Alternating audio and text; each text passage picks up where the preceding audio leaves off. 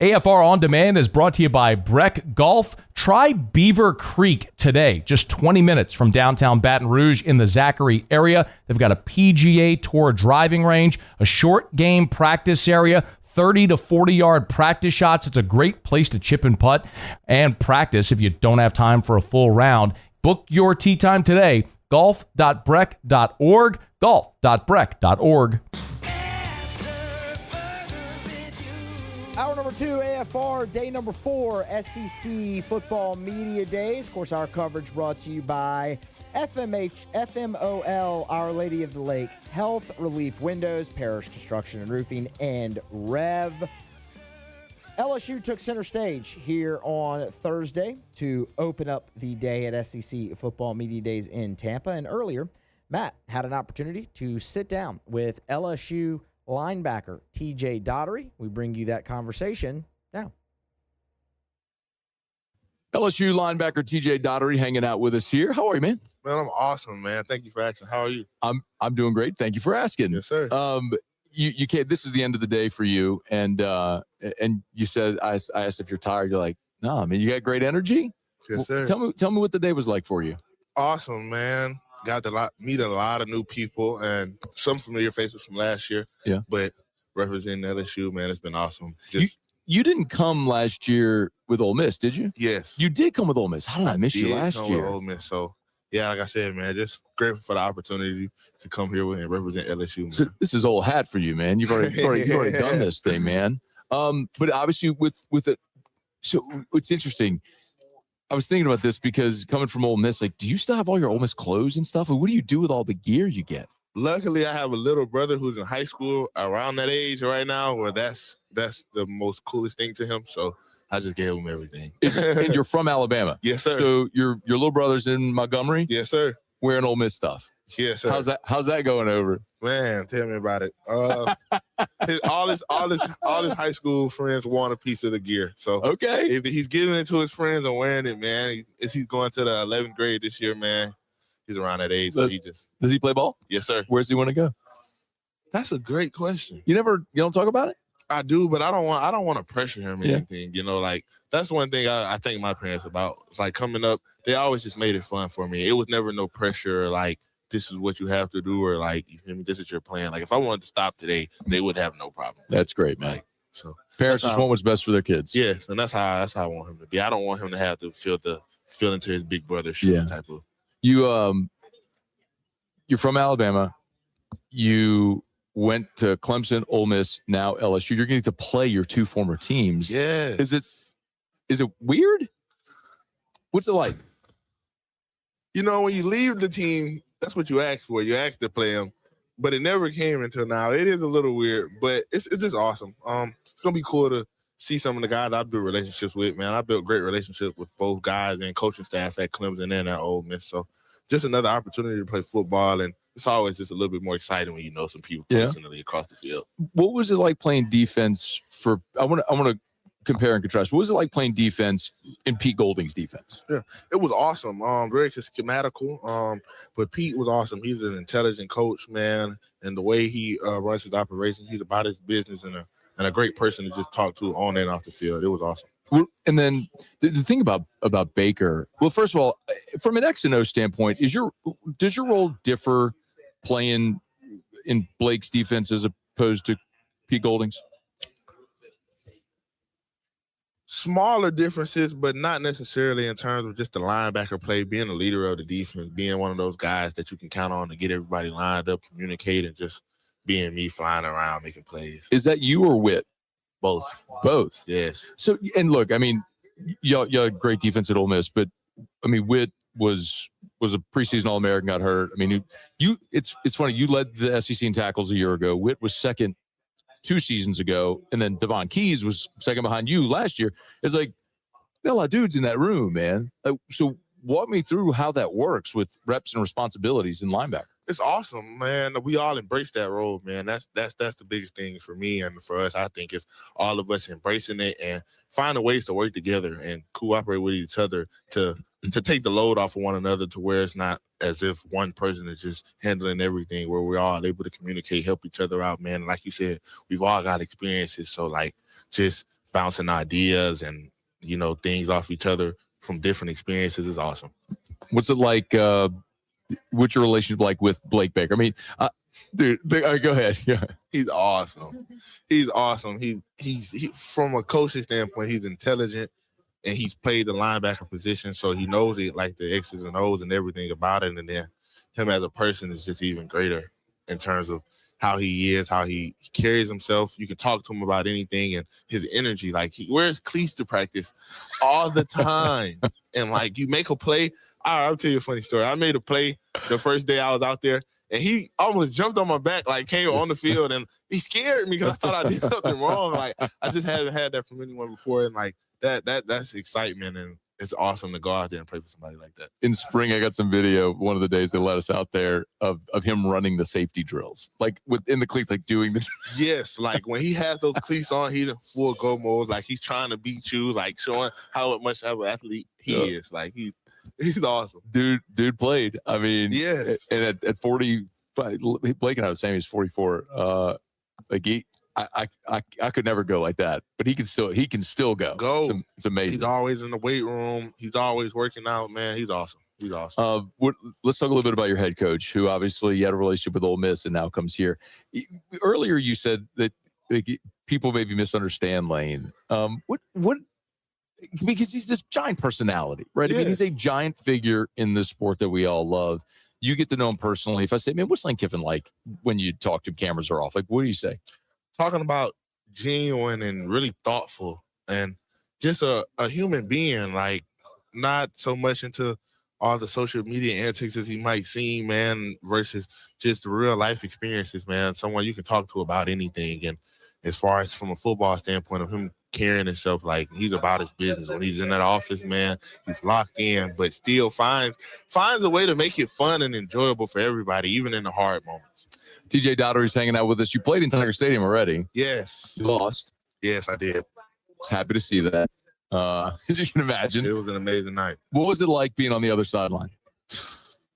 Crazy, man. Talking about every inch of momentum gained, you can hear it in the crowd. Every inch. It was awesome. Even from the time of us on the bus going into the stadium, like at that point, I really hadn't seen anything like it in terms of just, you could tell how much the fans cared and just out there tailgating, sitting out there, and even, me being on the opposing side, them yelling at the buses and doing all type of things at the bus. Like I loved all of it. It was awesome. Yeah, you haven't gotten the game experience yet, but what are you looking forward to most being on the other sideline? Man, that excitement, man. When you're talking about like the fans and how engaging they are, and like even alumni and guys who played before, how they come and just so much invested into the program, man, it's awesome. I'm excited for that. Aside from playing here 2 years ago, had you ever been to Baton Rouge before? No, sir. So what's it been like living in Baton Rouge? Been awesome. I didn't know what to expect before I came down here, but like I said, the people are awesome. You can tell they care so much about just LSU itself and the football. The food's awesome. I've been eating really well, and the weather is hotter. It's hotter than Alabama. I will say that. I was not expecting that, but it's just been awesome, man. I've had a great time. I haven't had any problem getting settled in or anything. And if I've had any questions, everybody's has been open-handed and helping me. Where's your favorite place to eat? Or favorite thing to eat? Favorite thing to eat? I'm allergic to seafood. Oh, so no. I just had to tell you that now. So when I don't say crawfish or anything like that, the fans don't come after me. I'm allergic. I'm sorry. No. So probably gumbo. Okay. For sure, gumbo. But not seafood gumbo. Not seafood gumbo. See, that's one thing I also learned. I thought gumbo only came with seafood until I got down here. Man, we can put anything in a gumbo. My dog, tell me about it, man. It's been awesome. Oh, man. Hey, what did you get asked the most today? What did I get asked the most? Either a question about Coach Kiffin and I guess his personality or decision-making when it came to him coming here, or just my decision-making on, like, why did I come here? Yeah. Why did I come here, and what was the tension? Was there any tension or, like, before I left, and what, like, really played into my decision? Yeah. You had a good day, though, huh? Yes, I had a great day. It's been awesome. What's you're a few weeks away from the start of fall camp, and wish you good luck and good health and a lot of success this season wearing the purple and gold. Much purple and gold, man. It's a good color scheme. I mean, a little better than, well, I'd say red, white, and blue, but that's American colors. So that's a pretty good color scheme, too. They've been telling me I look good in purple, my dog. They've been telling me I look good in purple. How about this? Better than orange and purple. I mean, that clash. That's terrible. 1,000%. 1,000%. 1,000%. TJ Dottery, thank you, man. Appreciate you, family. AFR. Brought to you by River City's 1 Hour Air, where they're always on time or you don't pay a dime. 752-001, where they're always on time or you don't pay a dime. I love sharing 5-star Google reviews. Here's one from Ricky Gomez, who said Chris, his technician, was very professional and knowledgeable during the HVAC evaluation. He provided details and recommendations in a clear and concise manner. That's one of the things that always stands out. If you're having an issue with your AC or your heater, and River City's 1 Hour Air sends out a technician for an evaluation, they're going to explain your options to you. And that may sound simple, but none of it, I don't know anything about an HVAC, neither do you. Let's be honest. So whenever they go get up in your attic or they go look at your HVAC unit on the side of your house and they come talk to you, they're going to explain very clearly what's happening and your options to remedy it. It's River City's 1 Hour Air. Look for the big yellow vans and trucks with the giant clock on the side. 752-0000. After further review with Matt Moscona.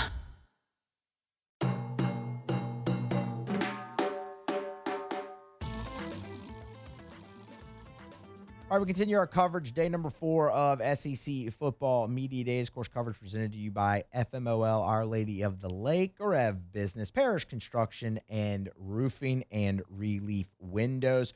Earlier here on Thursday, Matt Moscona had a chance to sit down with Chris Gordy, the Locked On SEC podcast. We bring you that conversation right now.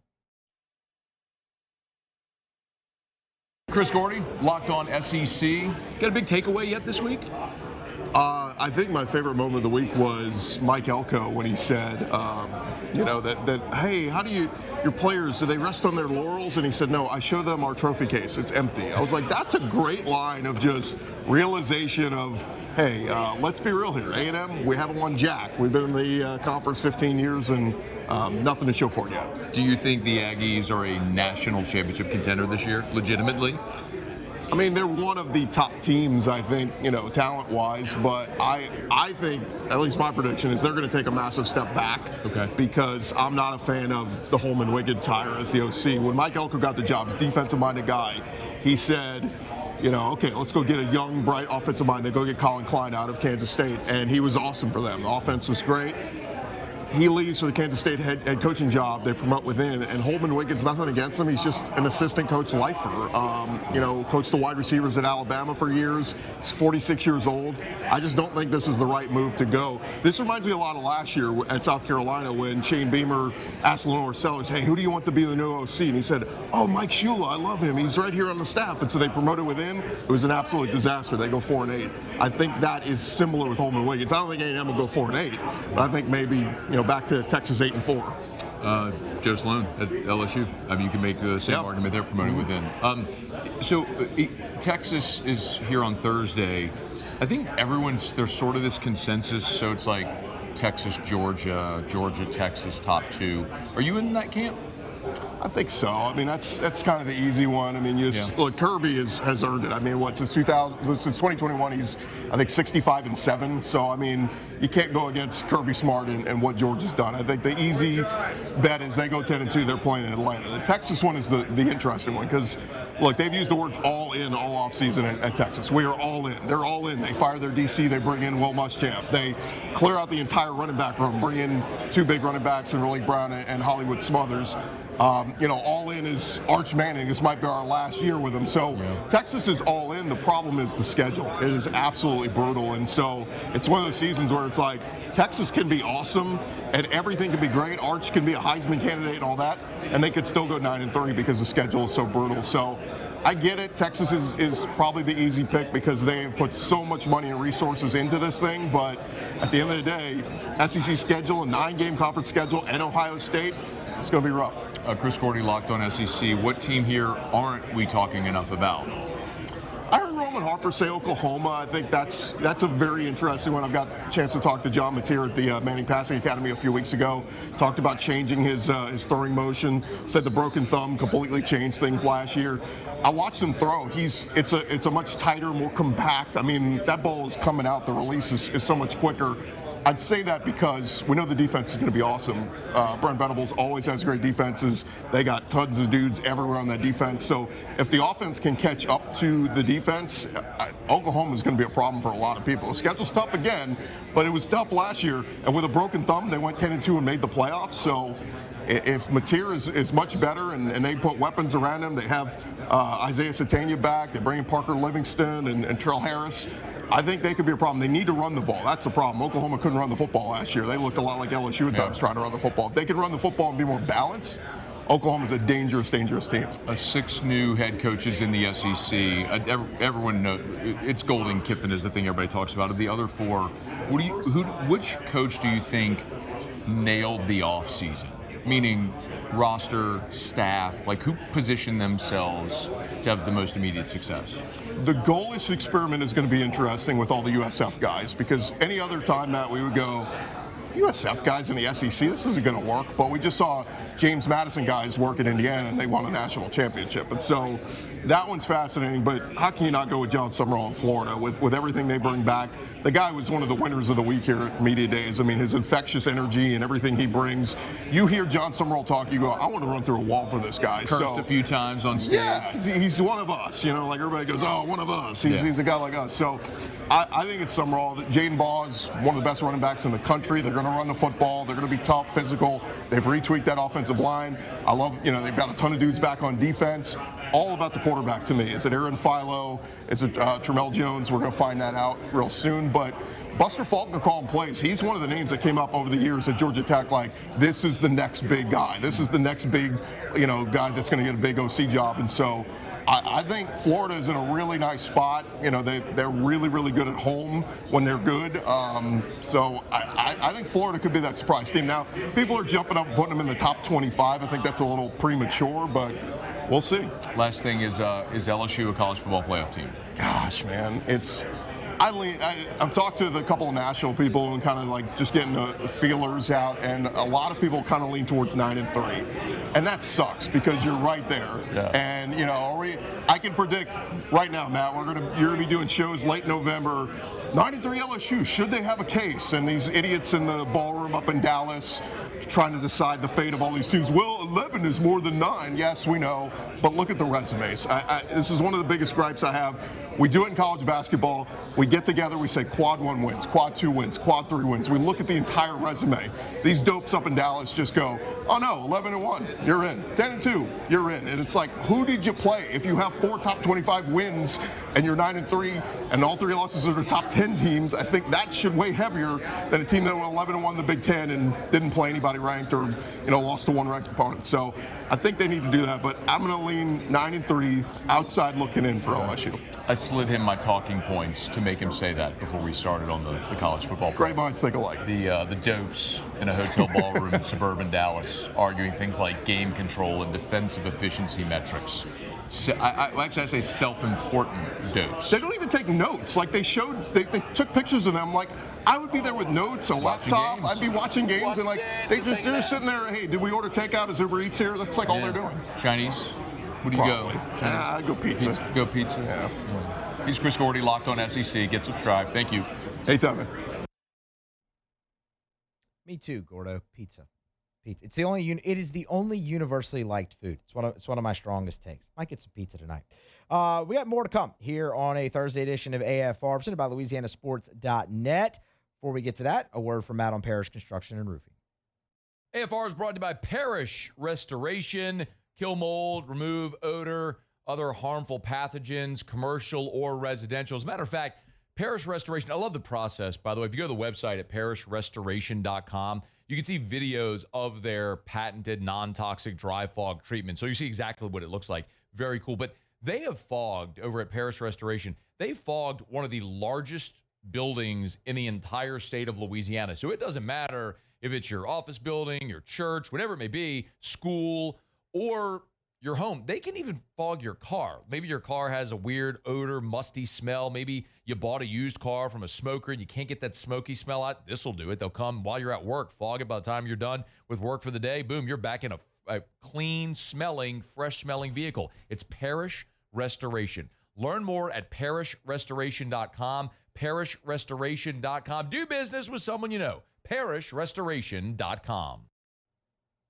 A ton still to get to here on a Thursday edition of AFR, Day 4 of SEC Football Media Day. Still have to bring you Matt's conversation with Whit Weeks. We'll get to that in about 35 minutes or so from right now. To sit down with Cole Kublik still to come as well. It was LSU, Mississippi State, Arkansas, and Texas to wrap up day number 4, really to wrap up SEC Football Media Days. So we still have plenty to get to. Right now, we'll grab a break. We'll come back on the other side. We'll bring you Matt's conversation with JD Pickell. That's next here on AFR.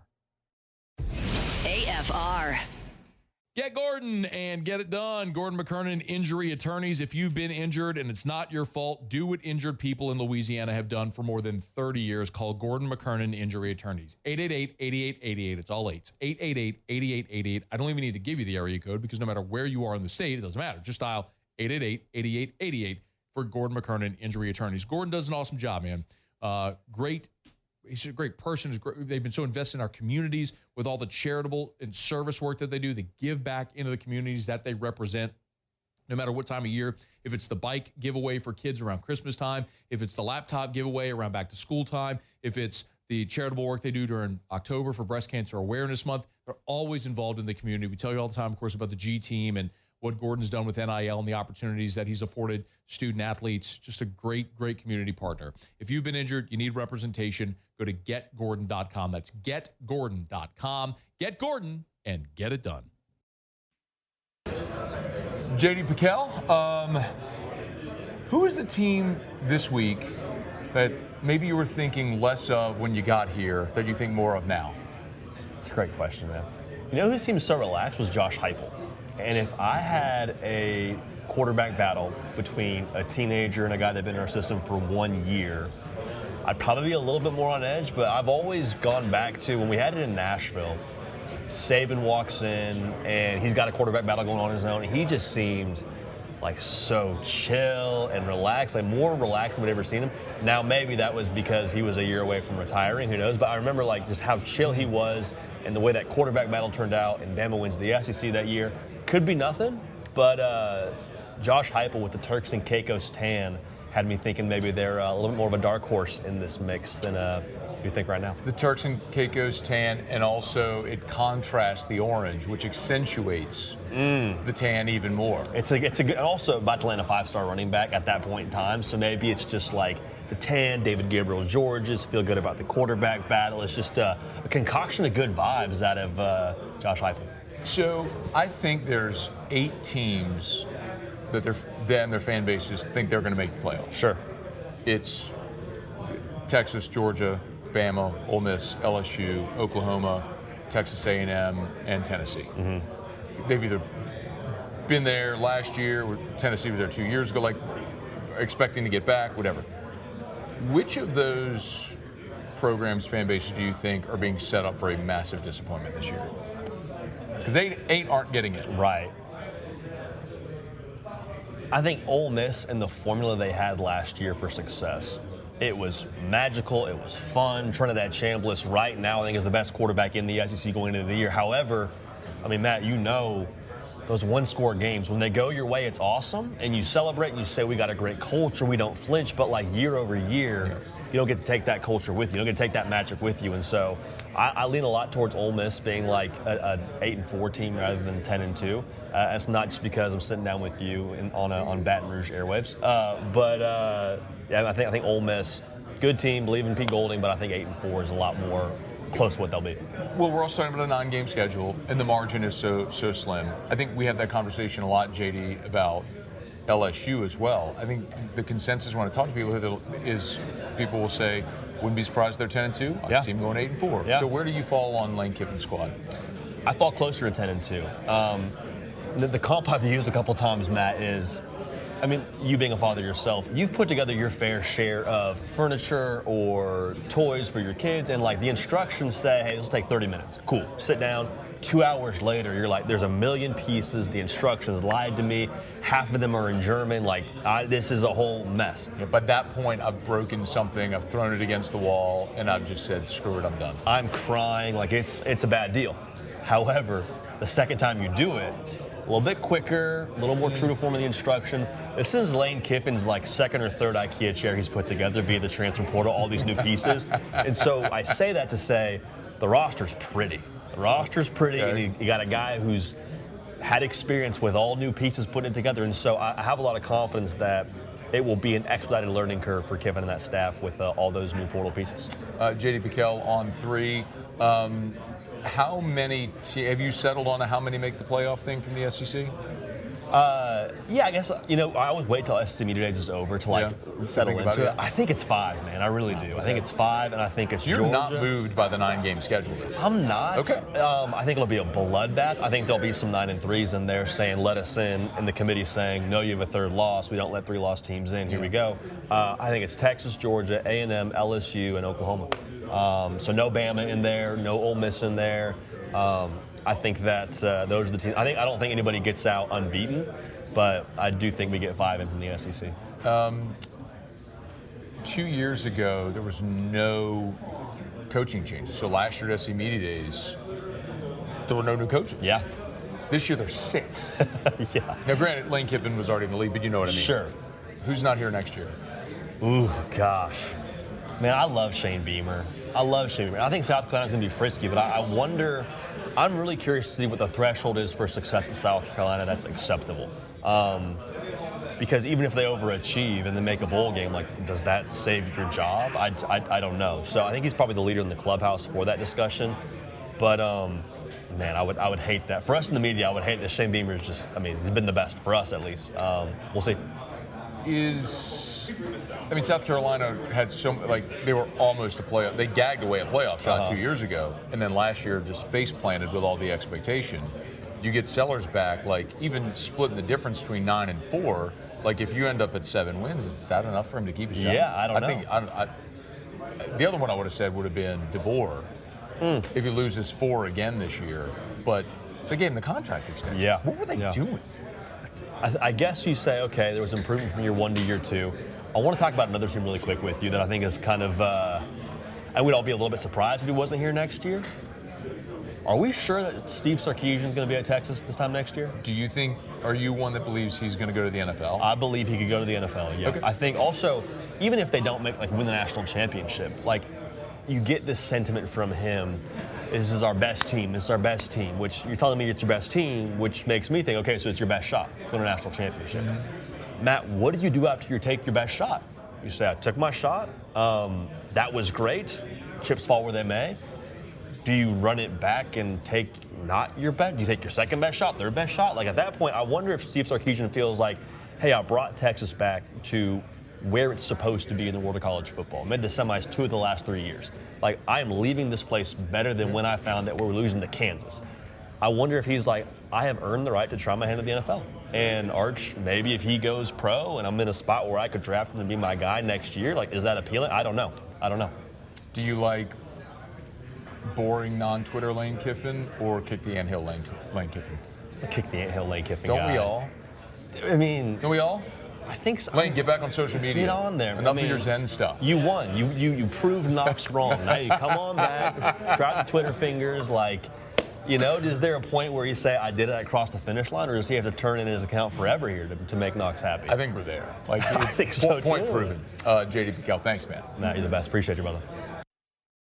It is so easy for me to endorse Hancock Whitney Bank because I have literally been a Hancock Whitney client for as long as I've had a checking account. And one of the things that I love is their mobile app, and it's super easy to use. They actually just recently updated the app. It's basically your own financial center. I can log in with my facial ID, which is cool. It's basically my own financial center. I can track my checking and my savings accounts. Obviously, mobile check deposit, but I can also track things like my net worth, my spending. You can actually budget in the app as well. It's super easy to use. It's the Hancock Whitney mobile app. Just another reason why I love my bank, Hancock Whitney Bank, which, of course, is the official bank of the New Orleans Saints and of the LSU Tigers. And you can become a card-carrying fan with awesome Saints or LSU debit cards. I've had the Saints debit card for years. You can get yours. Start today by logging on to HancockWhitney.com/Matt. That's HancockWhitney.com/Matt. My name, HancockWhitney.com/Matt. That was Matt's conversation with JD Pickell earlier here from day 4 of SEC Football Media Days. You know, we have to grab a break here before we can get to the conversation with Brian Haydad. But it's interesting listening to JD talk about teams from the SEC who are going to make the college football playoff, who's going to be left out. And Matt saying, you know, there's 8 teams that believe that. And JD pointed to Ole Miss, and I agree. I think that's a given. The turnover on your offensive staff, it's too much. Your schedule is much more difficult than it was a year ago. Those are all things that factored into Ole Miss. And then look, they had a great season. They were a really good team. But yes, I am not nearly as sold on Texas A&M as just a team that's going to go into the playoff.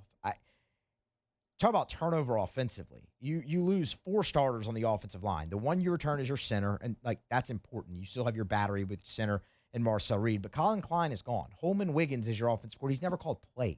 That matters.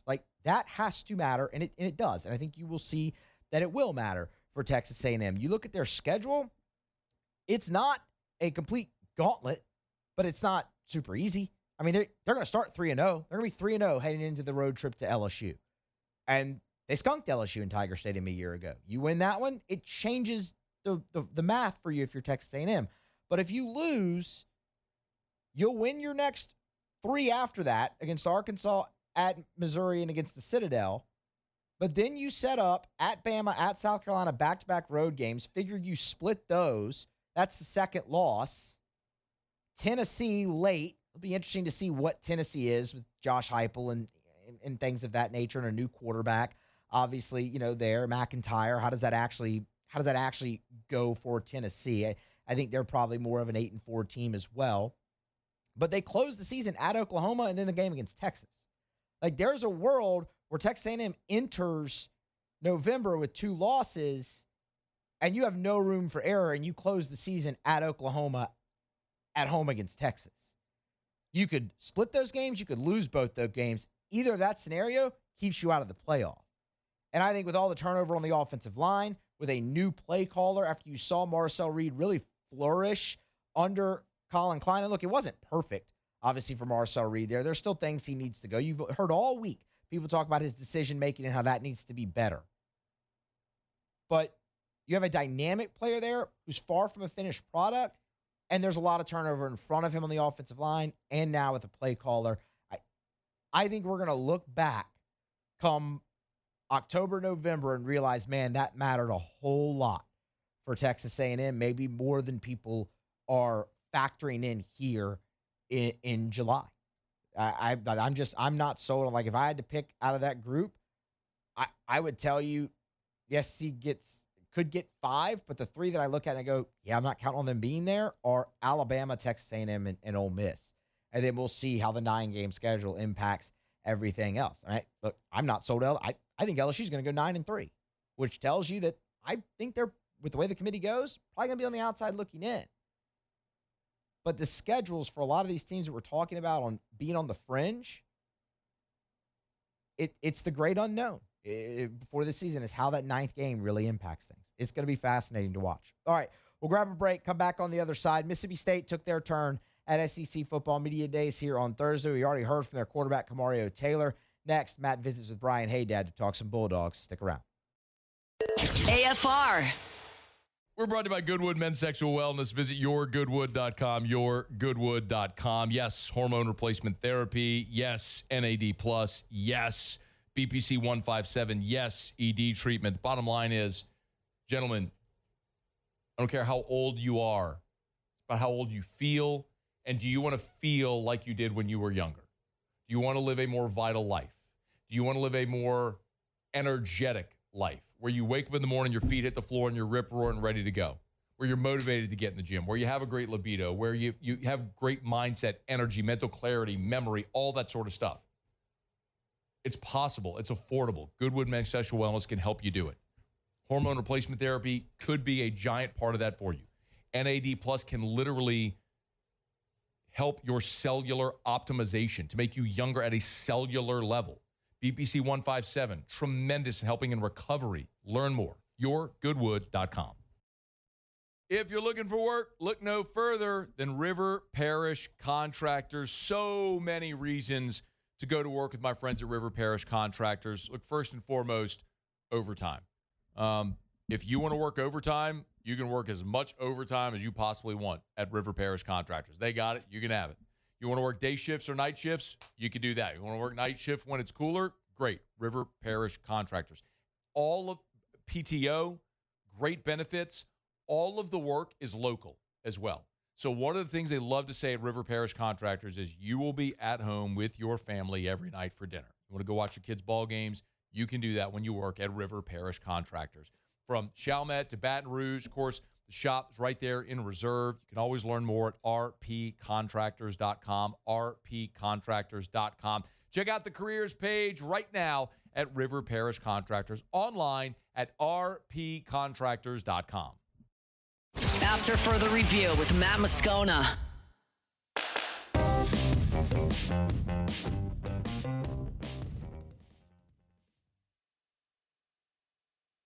Brian Haydad, Super Talk Mississippi. State goes today. It's always interesting because I feel like we just forget about State, but I also think that State maybe has earned a bit more respect than saying, oh, they're going to finish last, because they rarely ever do. What about this Jeff Levy team? Is this a team that we should be talking more about? It just depends on how good that quarterback position is going to be. They've got a physical guy there, an athlete, a specimen, whatever you want to call him, in Kamario Taylor, that could elevate this program. It's really hard to be bad when you have a star quarterback.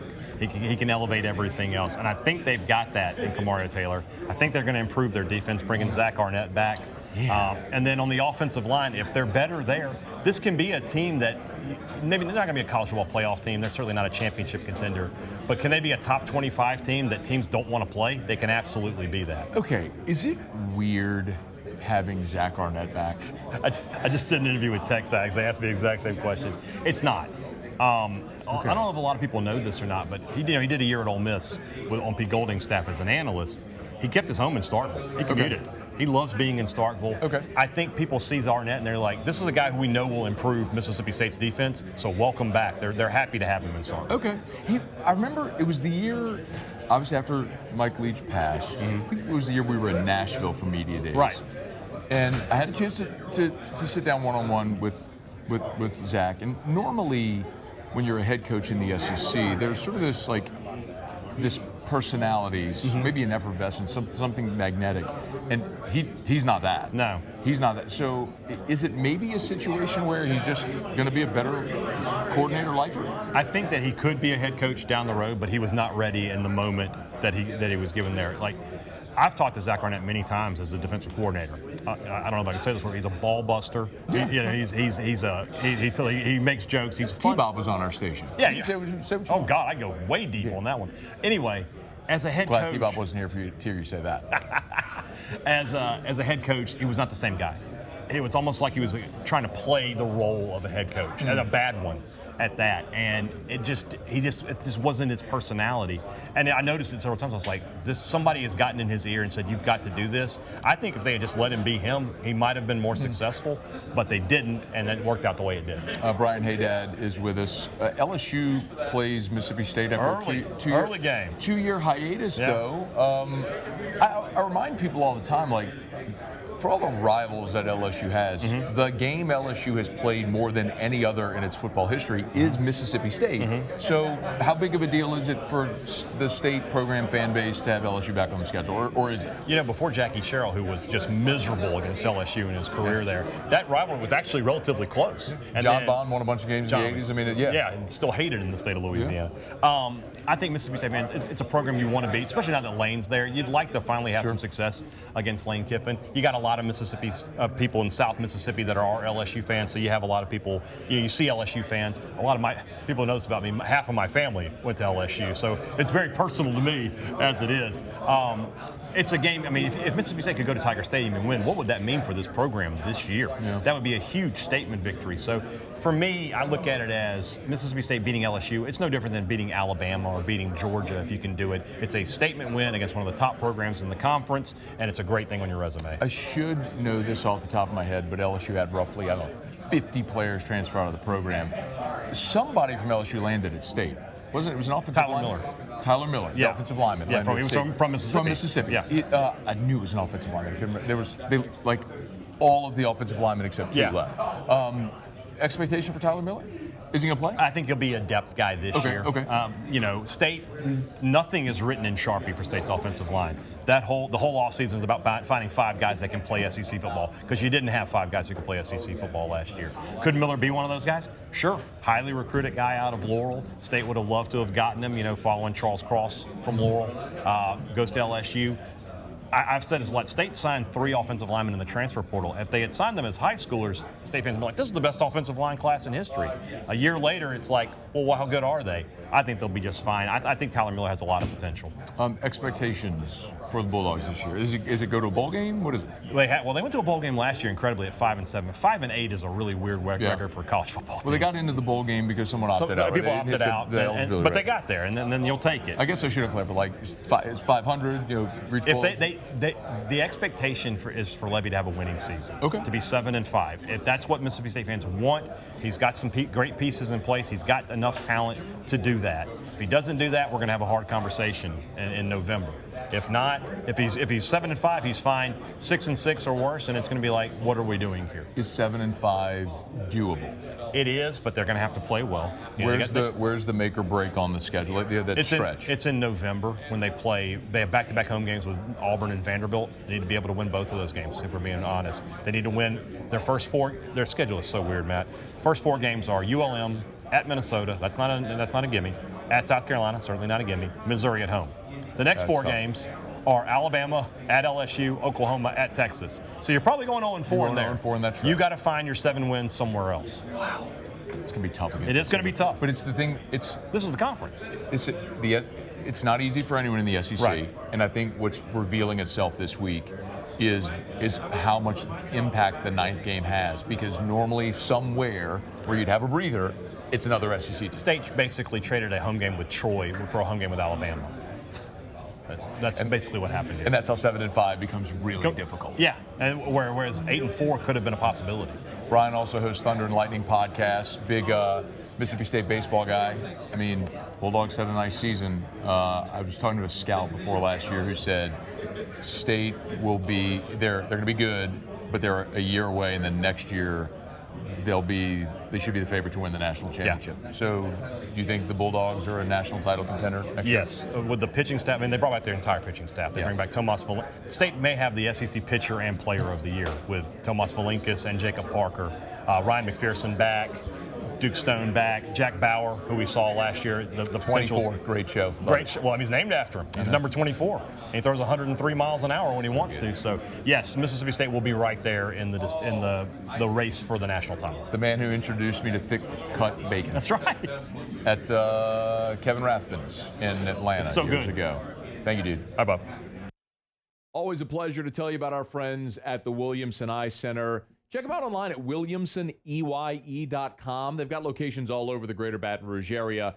On the Baton Rouge General Campus, I mean, you turn off a Bluebonnet onto Picardy, you make that right. And then right there at the stop sign, the building on the right, the first 2 floors, that's the Williamson Eye Center. State-of-the-art dry eye center, and it's full service. Of course, they have their state-of-the-art surgery center there where you can have your LASIK or whatever surgical procedure you're having. But they have your standard annual eye exam as well at the Williamson Eye Center.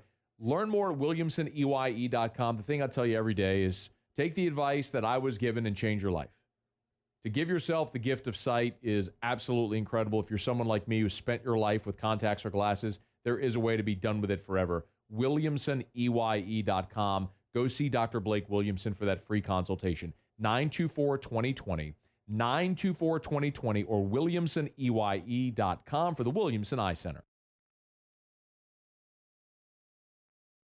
Thanks to Brian Haydad for joining Matt earlier here on Thursday in Tampa. Of course, our coverage from SEC Football Media Days brought to you all week by FMOL, Our Lady of the Lake, Parish Construction and Roofing, Rev Business, and, of course, Relief Windows, great sponsor here on After Further Review as well. I thought Jeff Levy was a fascinating listen, actually, today at SEC Football Media Days. That's a guy who's going into year 3 at Mississippi State, and he loves his team. And you'd say, well, of course he loves his team. No coach is going to come there and be like, oh, we're going to be bad. But you can tell which coaches are a little bit more apprehensive. Like John Summerall, he's not sold on his team yet. Like he flat out said, dude, we have a lot of work to do. We're not trying to temper expectations, but we have a lot of work and a long way to go. Jeff Levy loves his quarterback. He couldn't be higher on bringing Zach Arnett back to run the defense. And he loves the progression of their offensive line up front. It's been a long road for them there. The problem is their schedule. I mean, just look at October. Mississippi State's October, home against Bama, at LSU, home against Oklahoma, at Texas. They're going to go 0-4 right there.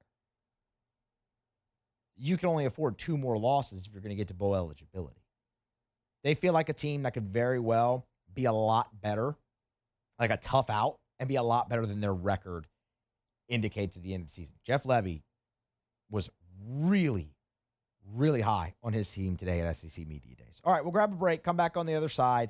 SportsCenter get you caught up on national headlines. We flip it back to LSU. After SportsCenter, we'll lead off hour number 3 with Matt's interview from earlier today with LSU linebacker Whit Weeks. They talked for about 15 minutes, did Matt and Weeks. You won't want to miss that. It's next to kick off hour number 3 of AFR. Stick around. AFR.